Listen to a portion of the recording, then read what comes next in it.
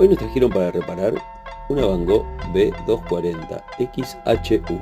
Es un modelo medio viejito, pero bueno, a la clienta le funcionaba y el problema que tenía, se le había roto la ficha de carga, había levantado temperatura y se había quebrado el plástico. Así que bueno, procedimos por desoldarlo, soldarle una ficha de carga nueva y básicamente la placa andaba bien. Era solamente eso, por suerte no sufrió ningún daño en los fusibles ni en la parte de carga.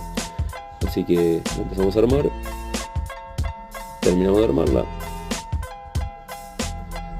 y luego la máquina, después de unas horas, funcionó perfectamente.